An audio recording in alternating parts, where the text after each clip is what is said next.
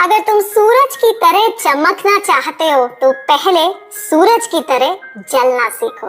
ये खूबसूरत और प्रेरणादायक विचार थे ऑनरेबल एपीजे अब्दुल कलाम जी के, जो सन 2002 से लेकर 2007 तक भारत के 11वें प्रेसिडेंट थे, यानी राष्ट्रपति थे, और प्रेरणा के एक बहुत बड़े स्रोत। शालीनता, सादगी, सौम्यता और विनम्रता न सिर्फ इनकी बातों में महसूस होती थी बल्कि इनके चरित्र में भी छलकती थी। उनके विचारों ने न सिर्फ बच्चों के दिल में अपनी जगह बनाई बल्कि उनके विचारों ने युवाओं को भी एक नई प्रेरणा दी। दोस्तों, अक्सर हम बड़े सपने देखने से डरते हैं क्योंकि हम सबको लगता है कि अगर हम बड़े सपने देखेंगे तो वे पूरे नहीं होंगे, और इस डर से हम अपने सपने देखना छोड़ देते हैं और उस दिशा में सोचना भी छोड़ देते हैं, क्योंकि कहीं ना कहीं हमारा मन कह रहा होता है कि ये सपना पूरा नहीं हो सकता। पर क्या आपको मालूम है, अगर जिंदगी में हमें कुछ बड़ा बनना है तो उसकी शुरुआत सपने देखने से ही होती है। दोस्तों, ऐसा ही एक सपना कलाम साहब बचपन से देखा करते थे, और वो था आसमान में ऊंचा उड़ने का सपना। दरअसल बचपन से ही कलाम साहब आसमान के रहस्यों से और नीले आसमान में उड़ने वाले उन परिंदों को देखकर मुग्ध हो जाते थे। उन्हें उड़ते हुए परिंदों को देखकर खुद भी आसमान में उड़ने की तमन्ना होती थी। वहीं से उनके सपनों को एक दिशा मिली और उन्हें विश्वास था कि एक दिन वो भी इस खुले आसमान में इन परिंदों की तरह जरूर उड़ेंगे। दोस्तों, इसी एक सपने की बुनियाद पर कलाम साहब अपनी जिंदगी में आगे बढ़ने लगे। सच्ची लगन और इस एक इरादे से उन्होंने अपनी जिंदगी में बहुत मेहनत की, और फिर एक दिन उनका ये ख्वाब हकीकत में बदल गया जब वे एक एरोस्पेस साइंटिस्ट बन गए। अबुल पाकिर जैनुलब्दीन अब्दुल कलाम जी का जन्म 15 अक्टूबर 1931 को एक तमिल मुस्लिम फैमिली रामेश्वरम, तमिलनाडु में हुआ था। उनके पिता एक नाविक थे जो यात्रियों को नाव में रामेश्वरम के एक किनारे से दूसरे किनारे धनुषकोडी ले जाते थे और उन्हें वापस छोड़ देते थे। कलाम साहब के पिताजी इतने एजुकेटेड नहीं थे और उनकी माताजी आशिया अम्मा एक होम मेकर थी। कलाम साहब अपने 5 भाई बहनों में से सबसे छोटे थे। दोस्तों, कलाम साहब एक बहुत ही सीधे साधे परिवार में पैदा हुए थे, जहाँ पर ह्यूमन वैल्यूज को बहुत इंपॉर्टेंस दी जाती थी। उनके परिवार की आर्थिक स्थिति इतनी अच्छी नहीं थी, पर फिर भी उनके माता पिता ने उनकी परवरिश बहुत प्यार और अच्छी ह्यूमन वैल्यूज से की थी। कलाम साहब के एंसेस्टर्स यानी पूर्वज बहुत वेल्दी थे। उनका बहुत बड़ा फैमिली बिजनेस था, लेकिन बाय द टाइम कलाम साहब का जन्म हुआ, ड्यू टू बिजनेस लॉसेस उनके परिवार की आर्थिक स्थिति इतनी अच्छी नहीं रही। क्या आपको मालूम है दोस्तों, अपनी फैमिली को सपोर्ट करने के लिए कलाम साहब बचपन में न्यूज़पेपर्स भी बेचा करते थे। उन्होंने अपनी schooling Schwartz higher secondary school Ramanathapuram से की थी। बचपन से ही वे एक बहुत ही हार्ड वर्किंग और एक इंटेलिजेंट चाइल्ड थे। चीजों को समझने की और जानने की उनके अंदर बहुत जिज्ञासा थी। आपको याद है दोस्तों, बचपन में जब हम स्कूल जाया करते थे, वो भी क्या दिन थे, है ना? बचपन से जुड़ा होता है स्कूल, और स्कूल से जुड़ी होती है हमारी कुछ कड़वी और कुछ मीठी यादें। और अगर हम बात कर रहे हैं स्कूल की, तो हम अपने टीचर्स को कैसे भूल सकते हैं, क्योंकि एक टीचर एक बच्चे की लाइफ में एक बहुत अहम रोल अदा करता है। उनकी टीचिंग्स और उनकी प्रेरणा भरी बातों से एक बच्चे को प्रेरणा मिलती है, जिससे उसे अपने जीवन में आगे बढ़ने का आत्मविश्वास मिलता है। कलाम साहब की जिंदगी में भी उनके बचपन में उनके एक फेवरेट टीचर थे जो उन्हें बहुत प्रभावित करते थे। अपनी ऑटोबायोग्राफी विंग्स ऑफ फायर में उन्होंने अपने फेवरेट टीचर आयादुराई सोलोमन को उन्होंने बहुत एक्नॉलेज किया है। कलाम साहब बताते थे कि उनके टीचर बहुत ही हम्बल, ओपन माइंडेड और उनके बहुत अच्छे मेंटर थे, जिनकी वजह से वे बहुत कंफर्टेबल फील करते थे, और उनके टीचर ने बचपन के उन दिनों में उन्हें बहुत इंस्पायर किया। अपनी स्कूलिंग कंप्लीट करने के बाद कलाम साहब ने सेंट जोसेफ्स कॉलेज तिरुचिरापल्ली में एडमिशन लिया, जहां से फिजिक्स में उन्होंने अपनी ग्रेजुएशन कंप्लीट करी। दोस्तों, जब हम अपनी लाइफ के टीनेजर के उस दौर में होते हैं जो हमारे करियर के लिए एक बहुत इंपॉर्टेंट फेज होता है, जहां हमें एक पर्टिकुलर फील्ड को चूज करना होता है, और ये डिसीजन हमारे लिए बहुत इंपॉर्टेंट होता है। कई बार ऐसा होता है कि हम एक पर्टिकुलर फील्ड चूज भी कर लेते हैं और उस डायरेक्शन में आगे भी बढ़ जाते हैं, लेकिन बाद में हमें रियलाइज होता है कि ये पर्टिकुलर फील्ड हमें हमारी मंजिल की तरफ नहीं ले जा रही, या हमारे गोल्स अचीव करने में हमें मदद नहीं कर पा रही है। कलाम साहब के साथ भी कुछ ऐसा ही हुआ था। उन्होंने अपनी स्कूलिंग के बाद सेंट जोसेफ्स कॉलेज में बीएससी डिग्री के लिए एडमिशन तो ले लिया था, लेकिन उस समय साइंस फील्ड में उन्हें इतने सारे करियर ऑप्शंस के बारे में इतनी नॉलेज नहीं थी। फिजिक्स में उन्हें इंटरेस्ट तो था, लेकिन वो उनका पैशन नहीं था। जुनून यानी पैशन क्या था और वो कैसे डेवलप हुआ, आइए जानते हैं उनके जीवन में घटी इस प्रेरणादायक घटना से। ये बात उन दिनों की है जब कलाम साहब 5वीं कक्षा में थे। बचपन से ही उन्हें आकाश में उड़ते हुए परिंदों को देखना बहुत पसंद था। एक बार स्कूल में उनके टीचर सुब्रमण्यम सर की क्लास चल रही थी, जिसमें वे बच्चों को समझा रहे थे कि एक पक्षी उड़ान कैसे भरता है। उनके टीचर ने ब्लैक बोर्ड पर पक्षी का एक चित्र बनाया, जिसमें उन्होंने पक्षी के पंख, पूंछ और शरीर की तरफ इशारा करते हुए सारी क्लास को वो टॉपिक बहुत अच्छे से समझाया। जब क्लास खत्म हुई तो सुब्रमण्यम सर ने सब बच्चों से पूछा कि क्या ये टॉपिक सबको समझ में आया है। इस पर कलाम साहब और सब बच्चों का उत्तर ना में था। ये सुनकर सुब्रमण्यम सर ने सबको आश्वासन देते हुए कहा, कोई बात नहीं, और उसी शाम सर ने पूरी क्लास को रामेश्वरम के तट पर ले जाने का फैसला किया ताकि वे इस टॉपिक को बच्चों को प्रैक्टिकली समझा सकें। उस शाम जब सारी क्लास वहां पहुंची तो वहां दर्जनों समुद्री पक्षी आसमान में पंख फैलाकर उड़ रहे थे। सुब्रमण्यम सर ने पक्षियों की तरफ इशारा किया और उन्होंने समझाया कि कैसे पक्षी अपने पंख फड़फड़ाते हैं, यानी वे कैसे अपने पंख ऊपर नीचे करते हैं। उन्होंने बच्चों को ये भी बताया कि पक्षी अपनी दिशा कैसे बदलते हैं और कैसे अपने पंखों की सहायता से वे धीरे धीरे उड़ान भरते हैं। सुब्रमण्यम सर की इस प्रैक्टिकल क्लास से बच्चों को वो टॉपिक बहुत अच्छे से समझ आ गया और उनके जहन में उतर गया, और उस दिन कलाम साहब को पक्षियों की उड़ान के बारे में सारे डायनामिक्स समझ में आ गए। कलाम साहब बताते हैं मात्र इस एक इंसिडेंट ने उनको बहुत इम्पैक्ट किया और उन्होंने वहीं से अपना फ्यूचर डिसाइड कर लिया। वे फ्लाइंग को लेकर बहुत पैशनेट हो गए और जब उन्होंने 1954 में फिजिक्स में अपनी ग्रेजुएशन कंप्लीट करी तो उन्हें रियलाइज हुआ कि वे अपने सपने यानी अपने पैशन को कैसे पूरा करेंगे। उनका सपना तो आसमान में ऊंचा उड़ना था और उनका सपना था एक फाइटर पायलट बनना, और अपने इसी सपने को अंजाम देने के लिए उन्होंने एरोस्पेस इंजीनियरिंग परस्यू करने का फैसला किया। एरोस्पेस इंजीनियरिंग परस्यू करने के लिए ये 1955 में कलाम साहब पहुंच जाते हैं मद्रास सिटी में, जो अब चेन्नई के नाम से जानी जाती है। कलाम साहब ने चेन्नई में MIT में यानी मद्रास इंस्टीट्यूट ऑफ टेक्नोलॉजी में एरोस्पेस इंजीनियरिंग में एडमिशन के लिए अप्लाई किया था। उन दिनों इंडिया में ये one of the best college माना जाता था और आज भी इंडिया के टॉप मोस्ट कॉलेजेस में इसका नाम आता है। तो आप समझ ही सकते हैं इस कॉलेज में जो एडमिशन लेने का क्राइटेरिया होगा वो कितना डिफिकल्ट होगा। लेकिन आपको तो मालूम ही होगा कि कलाम साहब बचपन से ही बहुत हार्ड वर्किंग और बहुत इंटेलिजेंट थे। जीवन में अपने लक्ष्य को लेकर वे बहुत डेडिकेटेड और फोकस थे। इसी माइंडसेट और सिंसियरिटी की वजह से कलाम साहब का नाम कॉलेज की एडमिशन लिस्ट में आ गया था। लेकिन इस कॉलेज की फीस बहुत ज्यादा थी और उस फीस को पे करना उनके लिए एक बहुत ही मुश्किल काम था। उनके परिवार की आर्थिक स्थिति भी इतनी अच्छी नहीं थी कि वे उस समय अपने पिताजी से कुछ मदद मांग सके। लेकिन ऐसे में उनकी बहन ने उनको आगे बढ़कर सपोर्ट किया और अपनी ज्वेलरी गिरवी रख दी ताकि उनके भाई उस कॉलेज में एडमिशन लेकर अपने सपनों को पूरा कर सके। दोस्तों, हमारी जिंदगी में भी कभी ऐसा नाजुक वक्त आया होगा ना कि जब हम अपनी मंजिल के सामने खड़े हों और बावजूद इसके हमारे पास सारी क्षमताएं हों लेकिन फाइनेंशियल रिसोर्सेज की कमी हो। ऐसे वक्त में कितना हेल्पलेस महसूस करते हैं हम, है ना? ऐसे में लगता है कि बस कोई ईश्वर का भेजा हुआ इंसान आए और हमारी उस घड़ी में मदद कर दे। वाकई कलाम साहब की बहन उनके लिए ऐसे वक्त में ईश्वर का भेजा हुआ वही इंसान थी। और इस बात का भी कलाम साहब ने बहुत मान रखा और उन्होंने सोचा कि वे पढ़ाई में इतनी मेहनत करेंगे ताकि उन्हें कॉलेज में स्कॉलरशिप मिल सके और वक्त आने पर वे अपनी बहन के द्वारा गिरवी रखी हुई ज्वेलरी को छुड़वा सकें। इसके बाद उनका एडमिशन कॉलेज में हो गया था और यहाँ से उनके जीवन का एक नया चरण शुरू हो गया, जिसमें उन्होंने पहले दिन से ही मेहनत करनी शुरू कर दी थी।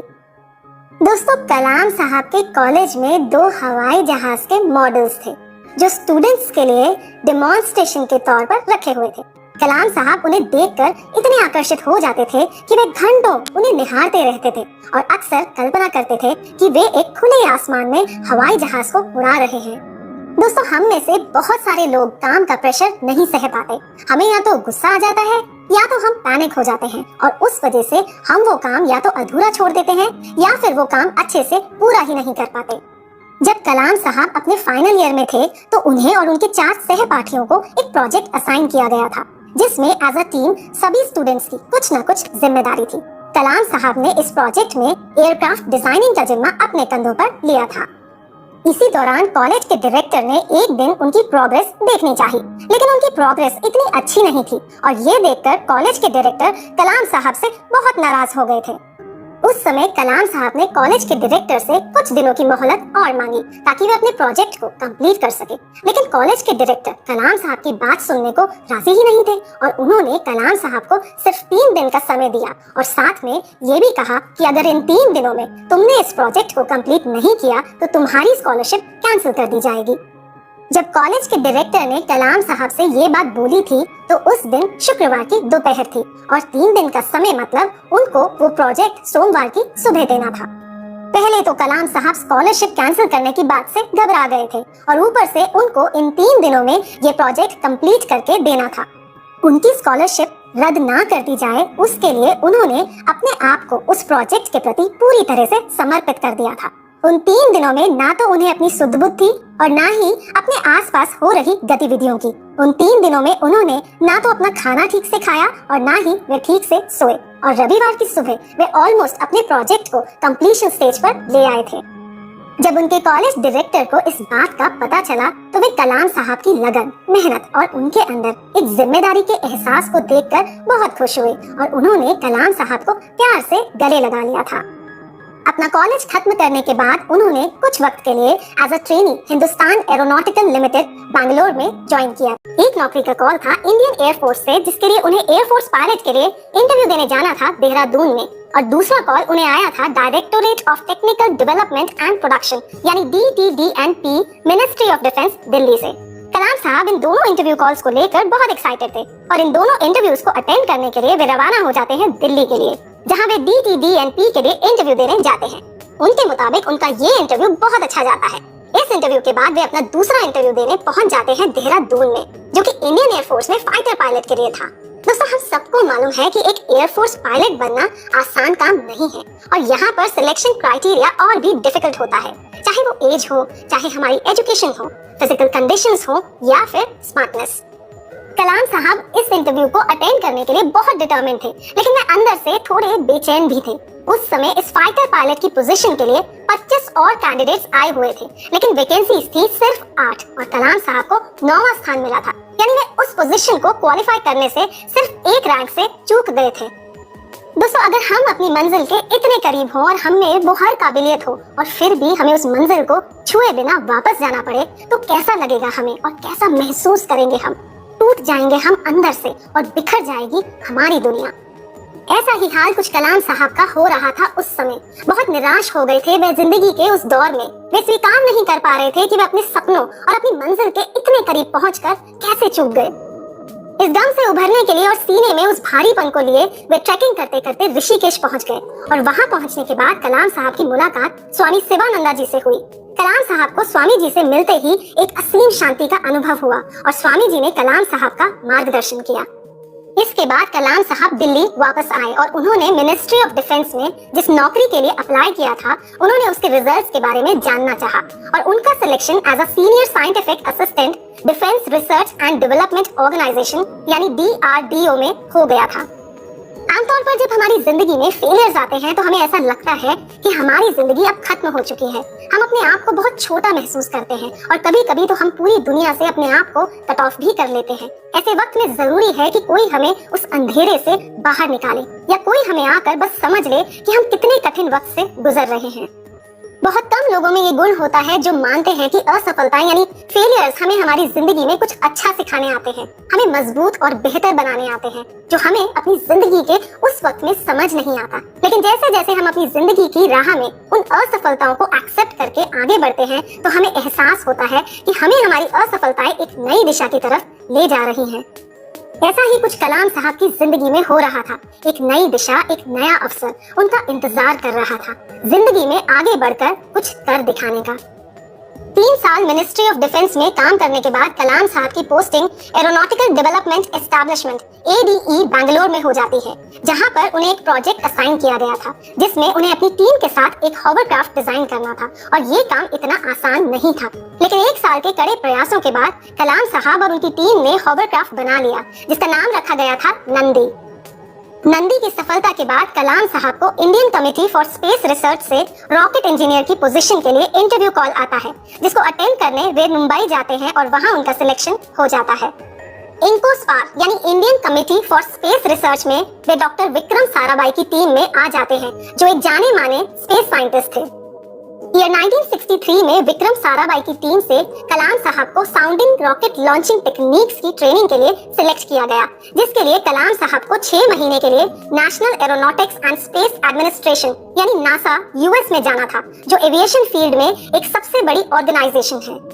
दोस्तों, हम सबकी जिंदगी में उतार चढ़ाव तो आते ही रहते हैं, और जिस इंसान के अगर इरादे नेक हो और अगर उसके अंदर सच्ची लगन हो, वो कैसी भी स्थिति को संभाल सकता है। और ऐसे लोग बहाने नहीं ढूंढते, बल्कि ढूंढते हैं वो रास्ते जो उनको उनकी मंजिल की तरफ ले जाते हैं। और कुछ ऐसे ही थे हमारे ग्रेट APJ अब्दुल कलाम साहब। जब वे अपनी 6 महीने की ट्रेनिंग के बाद नासा से वापस इंडिया लौटकर आए थे, तो ईयर 1969 में उन्होंने इंडियन स्पेस रिसर्च ऑर्गेनाइजेशन यानी ISRO की शुरुआती टीम को ज्वाइन किया था, जहां पर उन्हें बहुत असुविधाएं आई थी, लेकिन कलाम साहब असुविधाओं पर कम और उनसे उभरने पर ज्यादा ध्यान देते थे। कलाम साहब को केरला में तिरुवनंतपुरम के पास एक छोटे से गांव थुम्बा में भेजा गया था, जहां पर इनकी पूरी टीम को इक्वेटोरियल लॉन्चिंग स्टेशन सेटअप करना था। इस छोटे से गांव में कलाम साहब और उनकी टीम को सारी तैयारियां शुरुआत से करनी थी। इस प्रोजेक्ट के लिए ज्यादा कुछ इन्वेस्ट भी नहीं किया गया था। इस गांव में एक चर्च था, सेंट मेरीज चर्च, और उसी चर्च को कलाम साहब और उनकी टीम ने अपना ऑफिस बनाया।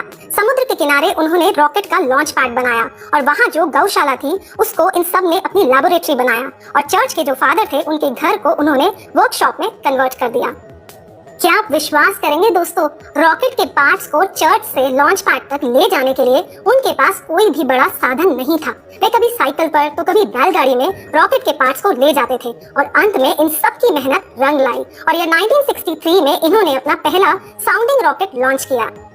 ईयर 1969 में कलाम साहब की काबिलियत को देखते हुए उन्हें ISRO में इंडिया के फर्स्ट सैटेलाइट लॉन्च व्हीकल यानी SLV-3 का प्रोजेक्ट डायरेक्टर बना दिया गया था।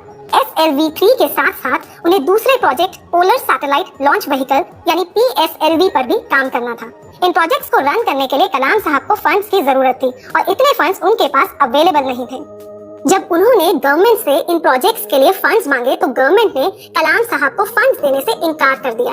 लेकिन उस समय की हमारी प्रधानमंत्री इंदिरा गांधी जी ने सीक्रेटली इन एरोस्पेस प्रोजेक्ट्स के लिए कलाम साहब को फंड्स अलॉट कर दिए, ताकि कलाम साहब इन प्रोजेक्ट्स को अंजाम दे सके। और फिर कलाम साहब ने दिन रात फोकस्ड होकर इन प्रोजेक्ट्स पर काम करना शुरू कर दिया। आमतौर पर देखा जाए तो एक आम आदमी दिन के 8 या फिर 10 घंटे काम करता है, लेकिन हमारे कलाम साहब दिन के 18 घंटे काम करते थे, और वो भी बिना किसी दबाव के। एक अलग ही अंदाज था उनके काम करने का, और वे एक बहुत ही क्रिएटिव लीडर थे।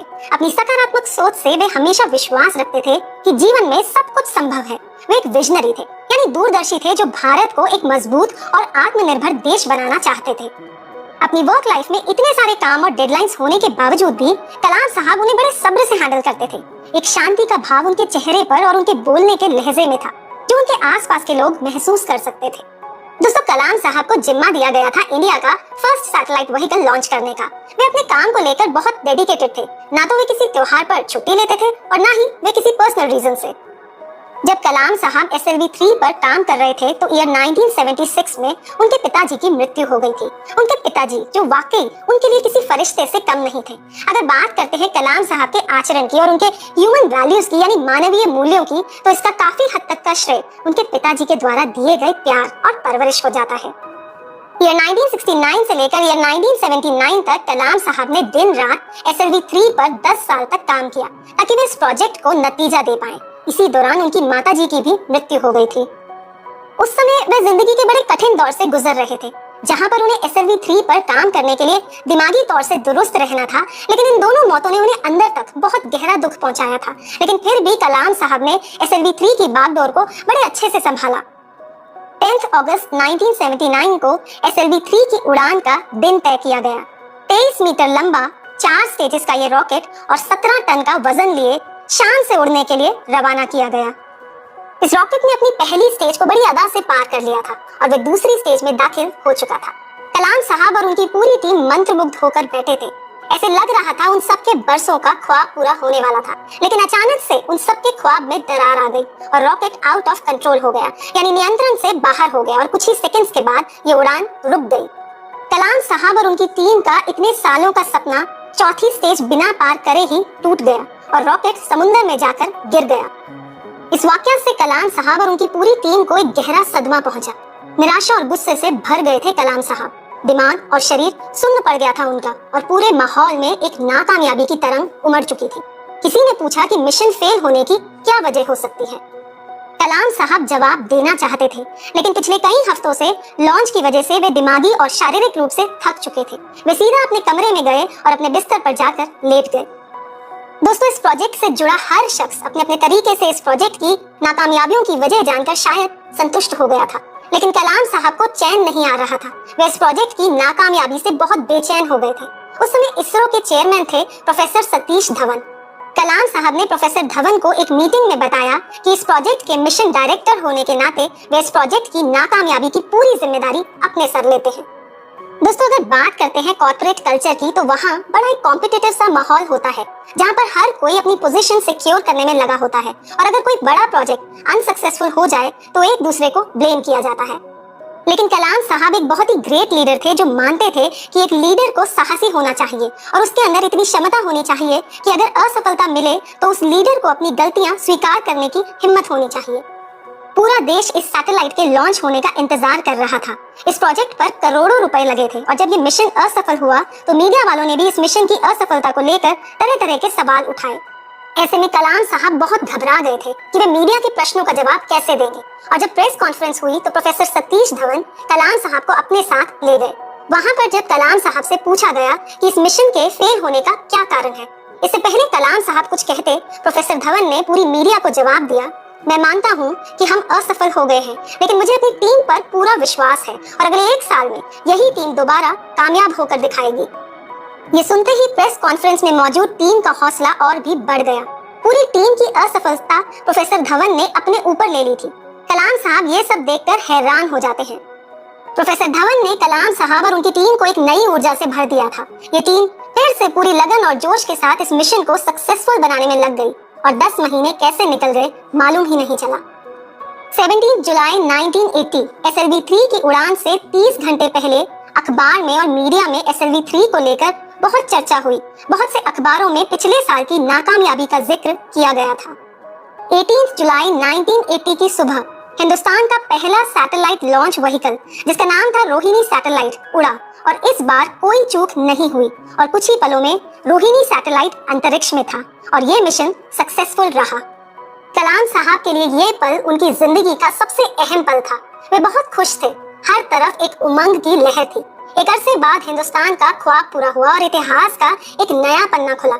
हिंदुस्तान का नाम उन देशों में आ चुका था जिसमें सैटेलाइट लॉन्च करने की काबिलियत थी और ये पूरी कोशिश हिंदुस्तान की खुद की थी, यानी स्वदेशी थी। उस समय भारत की प्रधानमंत्री इंदिरा गांधी जी भी कलाम साहब की कामयाबी को देखकर बहुत खुश हुई और उन्होंने प्रोफेसर धवन को कहा कि वे कलाम साहब से मिलना चाहती हैं। इस पर प्रोफेसर धवन ने कलाम साहब को फोन किया और इंदिरा गांधी जी का संदेश उनको दिया कि वे दिल्ली उनसे मिलने आ जाएं।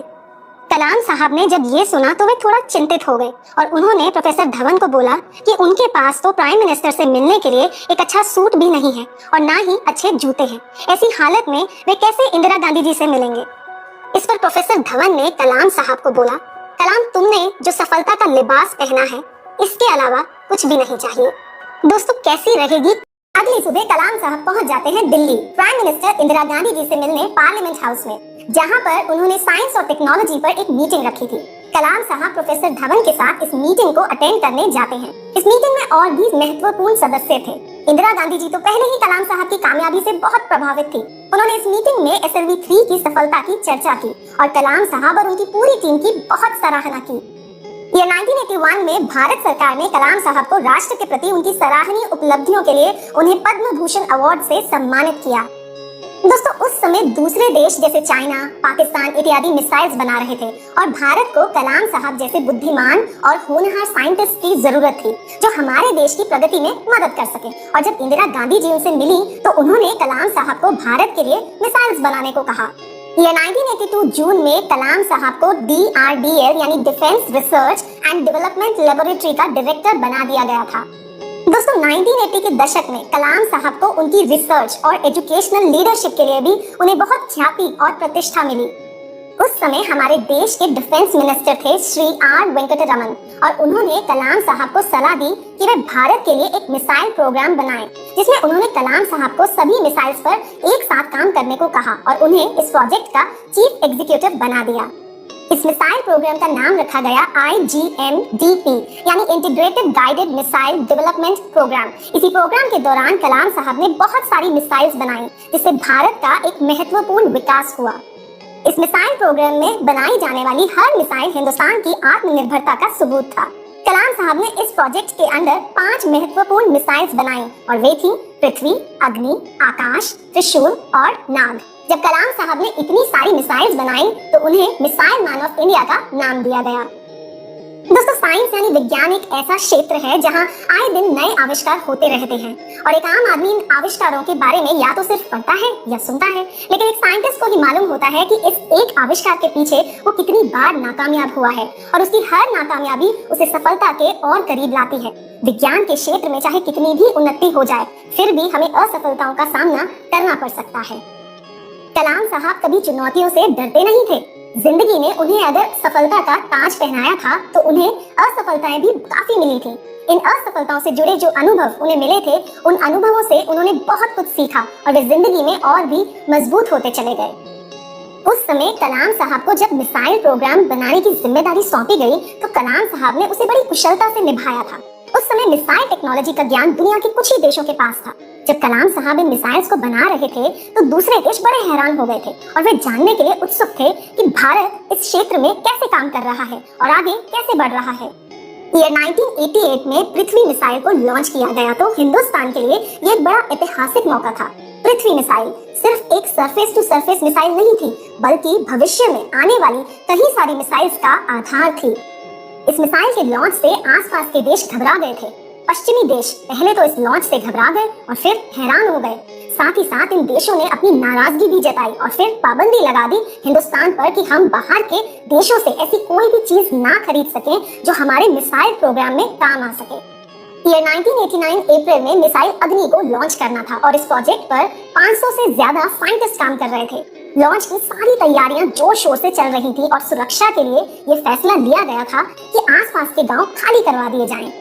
मीडिया के साथ साथ बाकी सब देशों की नजरें भी हिंदुस्तान पर टिकी हुई थी। इस प्रोजेक्ट के लिए सरकार का भी पूरा सहयोग था, लेकिन दुर्भाग्यवश लॉन्च के कुछ सेकंड्स पहले कुछ तकनीकी रुकावटें सामने आईं, जिसकी वजह से इस लॉन्च को रोकना पड़ गया।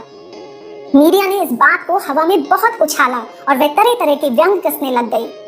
कलाम साहब और पूरी टीम निराश हो गए थे, लेकिन एक अलग ही स्तर की ऊर्जा वाले व्यक्ति थे कलाम साहब और अगले 10 दिन तक उन्होंने और उनकी पूरी टीम ने मिसाइल की खामियों पर काम किया। लेकिन इस बार भी एक पुर्जे की खराबी की वजह से इस उड़ान को रोक दिया गया। दोस्तों साइंस के क्षेत्र में ऐसी असफलताएं होना आम बात है। ऐसे वक्त में किसी को भी इन असफलताओं के लिए दोषी नहीं ठहराया जा सकता, लेकिन मीडिया वालों ने बजाय सपोर्ट करने के उस समय इस लॉन्च की असफलता को लेकर काफी प्रश्न उठाए।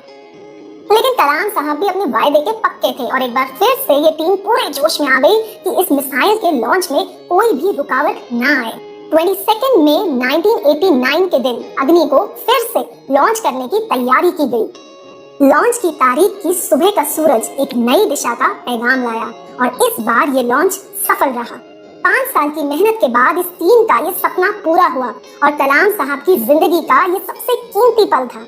उन चंद सेकंड्स ने कलाम साहब के बरसों की थकान को दूर कर दिया था और एक बार फिर से उन्हें कामयाबी का ताज पहना दिया था। दोस्तों क्या आपको मालूम है अग्नि मिसाइल लॉन्च करने के बाद रशिया, यूएस, चाइना, फ्रांस और यूके के बाद भारत छठा ऐसा देश था जिसने इतने सारे शक्तिशाली मिसाइल्स बनाए और ये सब हमारे जीनियस कलाम साहब की देन थी। ईयर 1990 में उन्हें उनकी असाधारण और विशिष्ट सेवा के लिए पद्म विभूषण से नवाजा गया। ईयर 1990 में उन्होंने PSLV यानी पोलर सैटेलाइट लॉन्च व्हीकल भी लॉन्च किया था, जिसमें फिर से वे एक बार बहुत कामयाब रहे। दोस्तों 90 के उस दशक में न्यूक्लियर पावर की बातें दुनिया भर में चल रही थी। कलाम साहब जो उस समय प्राइम मिनिस्टर अटल बिहारी वाजपेयी के लिए as a chief scientific adviser का भी काम कर रहे थे और Defence Research and Development Organisation में एज अ सेक्रेटरी का भी काम कर रहे थे। इस दौरान पोखरण 2 न्यूक्लियर टेस्ट कंडक्ट किए गए, जिसमें कलाम साहब ने पॉलिटिकली और टेक्नोलॉजिकली एक बहुत ही अहम भूमिका निभाई और उन्हीं के कड़े प्रयासों से इंडिया एक न्यूक्लियर रिच कंट्री बन पाई। लेकिन कलाम साहब की बदौलत, उनकी मेहनत, उनकी अतुलनीय बुद्धिमत्ता और उनका सपना जो उन्होंने भारत को लेकर देखा था कि बाय 2020 भारत एक विकसित देश होगा, और इन्हीं विचारों को ध्यान में रखते हुए उन्होंने अपनी दूरदर्शिता से YS राजन जो एक इंडियन प्रोफेसर और साइंटिस्ट हैं, उनके साथ मिलकर एक किताब लिखी थी जिसका नाम है इंडिया 2020। इस किताब में कलाम साहब ने आने वाले समय में भारत के विकास के बारे में अपने विचारों को व्यक्त किया है। इस किताब में उन्होंने भारत के लिए एक एक्शन प्लान भी बनाया है जो भारत के विकास में बहुत मदद करेगा। दोस्तों कलाम साहब का ये मानना था कि भारत एक बहुत मजबूत और समृद्ध देश है और यहाँ के लोगों में बुद्धिमत्ता कूट कूट कर भरी है। एक साइंटिस्ट होने के नाते कलाम साहब ने इस किताब में ये भी बताया है कि साइंस और टेक्नोलॉजी की मदद से भारत एक बहुत ही विकसित देश बन सकता है। 1979 में जब कलाम साहब SLV-3 पर और दूसरे प्रोजेक्ट्स पर काम कर रहे थे तो उस समय किसी भी देश ने आगे आकर भारत को अपना सहयोग नहीं दिया था, लेकिन कलाम साहब ने हमारे भारत के लिए अपने आप को समर्पित कर दिया था और उन्हीं की बदौलत 2017 में भारत ने 104 सैटेलाइट्स एक रॉकेट से लॉन्च किए, जो पूरे संसार में एक बहुत ही अफोर्डेबल स्पेस प्रोग्राम था। दोस्तों कलाम साहब ने 41 इयर्स तक भारत की सेवा की थी और ईयर 1999 में वे DRDO से रिटायर हो गए थे। उस समय भारत के प्रधानमंत्री थे अटल बिहारी वाजपेयी जी और उस समय वे मंत्रिमंडल बना रहे थे, यानी बोर्ड ऑफ मिनिस्टर्स फॉर्म कर रहे थे। वाजपेयी जी चाहते थे कि कलाम साहब होम मिनिस्ट्री डिपार्टमेंट को ज्वाइन करें।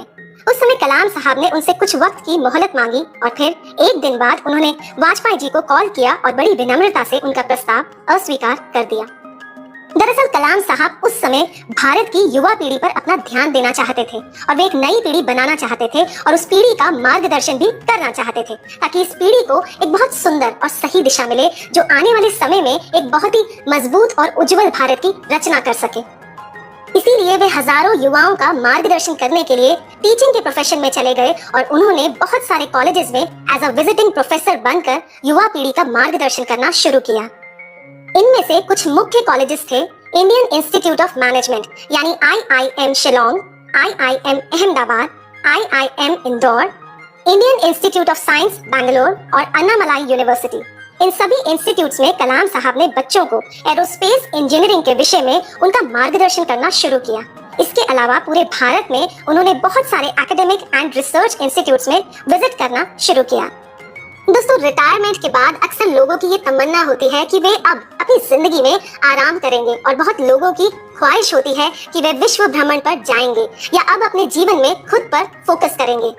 लेकिन कलाम साहब की उदारता तो देखिए कि सारी जिंदगी उन्होंने अपनी प्रोफेशनल लाइफ में जो कुछ भी सीखा और जो उनके अनुभव थे, अपने उन अनुभवों से वे युवा पीढ़ी का मार्गदर्शन करना चाहते थे ताकि वे भारत को एक विकसित देश देख पाएं। और उनका मानना था कि अगर भारत को एक उन्नत देश देखना है तो आज की युवा पीढ़ी का मार्गदर्शन करना बहुत जरूरी है। ईयर 2002 में जब इंडियन प्रेसिडेंशियल इलेक्शंस हुए थे तो इन इलेक्शंस के लिए बहुत सारे लोगों के नाम सजेस्ट किए गए थे और इस दौरान एक बार फिर से अटल बिहारी वाजपेयी जी ने कलाम साहब का नाम इंडिया के प्रेसिडेंट के लिए सजेस्ट किया था। दोस्तों ये बात है जून 2002 की। उन दिनों कलाम साहब एक दिन अन्नामलाई यूनिवर्सिटी में स्टूडेंट्स को पढ़ा रहे थे और उस दिन उनका लेक्चर एक्सटेंड हो गया था और इसी वजह से वे शाम तक बहुत बिजी रहे। इसके बाद जब वे अपने कमरे की तरफ वापस जा रहे थे तो कॉलेज के वाइस चांसलर ने उनको बताया कि सुबह से उनके ऑफिस में कई बार फोन कॉल्स आए हैं और कोई उनसे कांटेक्ट करने की कोशिश कर रहा है। ये सुनते ही जब कलाम साहब अपने कमरे में पहुंचते हैं तो उन्होंने देखा कि उनका फोन फिर से बज रहा है। जब कलाम साहब ने फोन उठाया तो उनको फोन पर संदेश मिला कि प्रधानमंत्री अटल बिहारी वाजपेयी जी उनसे बात करना चाहते हैं। फिर वाजपेयी जी फोन लाइन पर आते हैं और कलाम साहब से उनका हालचाल पूछकर उन्हें बोलते हैं कि मैं आपको एक विशेष समाचार देना चाहता हूं कि हम सब लीडर्स ने और पार्टीज ने मिलकर ये फैसला किया है कि राष्ट्र को राष्ट्रपति के रूप में आपकी जरूरत है और इस बार आप मना मत कीजिएगा। मैं आपकी हाँ सुनना चाहता हूँ। ये सुनते ही कलाम साहब ने वाजपेयी जी से 2 घंटे की मोहलत मांगी। उस समय कलाम साहब के सामने भारत के भविष्य की विभिन्न छवियां आ रही। इस दौरान उन्होंने अपने करीबी मित्रों को एकेडमिक फील्ड, पॉलिटिक्स और सिविल सर्विसेज में जो उनके जानकार थे उनसे भी सलाह मांगी और बात करी। उस समय उनके जहन में विचार आ रहा था कि वे एकेडमिक फील्ड में रहकर हमारी आज की युवा पीढ़ी का मार्गदर्शन जारी रखें या ये अवसर जो उनको मिला है उसकी मदद से वे इंडिया 2020 के बारे में जो उनके विचार हैं, इंडिया का विजन जो उन्होंने देखा था कि इंडिया एक डेवलप्ड कंट्री हो, उसको वे राष्ट्र के समक्ष रखें। और अंत में उन्होंने अपना फैसला लिया और फिर उन्होंने वाजपेयी जी को फोन किया और उनसे कहा कि वे तैयार। लेकिन हमारे कलाम साहब एक जीती जागती मिसाल थे, न सिर्फ देश के लिए बल्कि हमारी युवा पीढ़ी के लिए भी। वे एक बहुत ही सरल स्वभाव के व्यक्ति थे जो सादगी से अपना जीवन जीते थे। वे एक बहुत ही मिनिमलिस्टिक अप्रोच वाले व्यक्ति थे जो कम से कम चीजों के साथ जीवन यापन करते थे। अगर हम उनकी पर्सनल बिलोंगिंग्स की बात करें तो उनके पास बहुत कम चीजें थी, जैसे उनके पिताजी का घर जो रामेश्वरम में था, उनकी कुछ पुस्तकें, एक वीणा जिसको बजाकर वे बहुत आनंदित हो जाते थे, एक कलाई की घड़ी, एक सीडी प्लेयर जिसमें वे भजन सुना करते थे, एक लैपटॉप, कुछ कपड़े और एक जोड़ी जूते। दोस्तों, कलाम साहब जब राष्ट्रपति बने थे तो उस दौरान वे राष्ट्रपति भवन में रहने गए थे। उस समय वे अपने साथ सिर्फ 2 सूटकेसेस लेकर गए थे और जब उनका कार्यकाल खत्म हुआ था तब भी वे 2 सूटकेसेस लेकर ही वापस आए थे। ईयर 2002 से लेकर ईयर 2007 तक कलाम साहब राष्ट्रपति भवन में रहे थे। इस दौरान राष्ट्रपति भवन में जो उनके स्टाफ के सदस्य थे वे भी कलाम साहब के गुणगान गाते थकते नहीं थे और वे बताते थे कि उन्होंने कभी भी खाने को लेकर या किसी और मुद्दे को लेकर कोई शिकायत नहीं की थी। अपनी टीम के लिए भी वे बहुत कंसर्न रहते थे और अपने टीम मेंबर से वे पर्सनली इंटरैक्ट करते थे। कलाम साहब वाकई एक सेलिब्रिटी थे और वे बच्चों को बहुत एडमायर करते थे और बच्चे भी उन्हें बहुत पसंद करते थे। जब भी कोई अवसर होता तो राष्ट्रपति भवन के लॉन में बच्चों की भीड़ लग जाती थी। बच्चे कलाम साहब से बातचीत करने के लिए उन्हें घेर लेते थे और वे भी बच्चों को बिल्कुल निराश नहीं करते थे और उन सब के बीच में घंटों बातें चलती रहती थी। कलाम साहब एक ग्रेट एनिमल लवर थे, यानी पशु प्रेमी थे और वे एक शाकाहारी थे। वे पर्यावरण को लेकर भी बहुत सचेत थे। एक बार की बात है जब कलाम साहब DRDO में काम करते थे तो उनकी टीम उनसे सलाह मशवरा कर रही थी कि बिल्डिंग की सुरक्षा के लिए क्या वे कांच के टूटे हुए टुकड़ों को दीवार पर लगा सकते हैं। इस पर कलाम साहब ने उन्हें तुरंत जवाब दिया, नहीं, ऐसा करने से पक्षियों को बहुत नुकसान हो सकता है। कलाम साहब को पीपल्स प्रेसिडेंट भी कहा जाता था क्योंकि राष्ट्रपति के रूप में वे अधिक से अधिक युवाओं को व्यक्तिगत रूप से मिलने की प्राथमिकता देते थे। उन्होंने अपने 5 साल के कार्यकाल में लगभग 5 लाख युवाओं से मिलने का रिकॉर्ड तोड़ लक्ष्य हासिल किया था। जब उन्होंने 2007 में राष्ट्रपति के पद से इस्तीफा दिया था तो उन्हें कलाम चाचा की उपाधि भी दी गई थी। देश के करोड़ों युवा उनसे बहुत प्रेरित थे। कलाम साहब को एक दिन में सैकड़ों ईमेल्स आते थे और वे उन ईमेल्स का खुद रिप्लाई करते थे। ईयर 2012 में उन्होंने एक कैंपेन लॉन्च किया था जिसका नाम था what can I give moment. ये कैंपेन युवाओं को प्रेरणा देने के लिए था ताकि देश के युवा अपने राष्ट्र के निर्माण के लिए छोटे और सकारात्मक कदम उठाएं। 70 साल की उम्र में उन्हें यूथ आइकन अवार्ड से भी सम्मानित किया गया था। कलाम साहब अपने विनम्र व्यवहार से और अपनी सादगी से हर किसी का मन मोह लेते थे। दोस्तों, कलाम साहब युवा पीढ़ी को लेकर बहुत कंसर्न थे, इसीलिए रिटायरमेंट के बाद भी उन्होंने बच्चों को प्रेरित करना जारी रखा। इसी सिलसिले में 27 जुलाई 2015 को कलाम साहब को एक लेक्चर डिलीवर करने IIM शिलोंग जाना था। जब वे वहां पहुंचे तो वहां पर सीढ़ियां चढ़ते वक्त उन्हें अंदर से कुछ तकलीफ महसूस हुई, लेकिन थोड़ा सा आराम करने के बाद वे ऑडिटोरियम में लेक्चर देने के लिए चले गए। लेक्चर शुरू होने के कुछ ही मिनटों बाद वे कोलैप्स हो गए और उन्हें तुरंत ही पास के हॉस्पिटल में ले जाया गया। उनकी कंडीशन उस समय काफी क्रिटिकल थी और उन्हें उस वक्त ICU में रखा गया था और लगभग रात के 7:45 के करीब कार्डियक अरेस्ट आने की वजह से डॉक्टर्स ने उन्हें मृत घोषित कर दिया था। दोस्तों, कलाम साहब के निधन की खबर से पूरे भारत को एक गहरा सदमा पहुंचा था। सिर्फ देश का ही नहीं, उनका जाना पूरी मानव जाति के लिए एक बहुत बड़ा नुकसान था। कलाम साहब अंधेरी रात का वो चमकता तारा थे जो हजारों तारों से भिन्न था, जो खुद के लिए नहीं चमकते थे पर उस तारे की चमक से सबको एक उम्मीद और सहारा मिलता था। कलाम साहब सूरज की वो पहली किरण थे जो अपनी मौजूदगी से ही किसी की भी जिंदगी में उजाला कर देते थे। उनका निधन साइंटिफिक कम्युनिटी के लिए भी एक बहुत बड़ा लॉस था। उनका जीवन और उनके द्वारा किए गए महान कार्य आने वाली पीढ़ियों के लिए एक बहुत बड़ी मिसाल होंगे। वाकई उनकी मृत्यु ने एक शून्य छोड़ दिया है जिसको शायद कोई भी ना भर पाए। उनकी ख्याति सिर्फ भारत में ही नहीं थी बल्कि विदेश में भी उनका नाम और बहुत प्रतिष्ठा थी। दोस्तों, आज कलाम साहब हम सबके बीच में नहीं रहे, भारत को लेकर उनका एक खूबसूरत सपना था। देश की युवा पीढ़ी जिसके लिए वे बहुत कंसर्न रहते थे, इस पीढ़ी को उन्होंने बहुत प्रेरणा दी और बच्चे भी उनकी आंखों का नूर थे। उन्होंने हमारे देश के लिए निस्वार्थ भाव से इतना कुछ किया। बदले में हम अगर उनके दिए गए सिद्धांतों पर चलें, उनकी दी हुई शिक्षा पर अमल करें, उनकी बातों से प्रेरित होकर अपने जीवन में एक बदलाव लाएं और जीवन में आई कठिनाइयों से और असफलताओं से ना घबराकर उनकी बातें अपने जहन में लाएं, तो उनके द्वारा भारत के लिए देखा गया वो खूबसूरत सपना हम सब मिलकर जरूर पूरा कर सकते हैं और यही उनके लिए एक सच्ची श्रद्धांजलि होगी।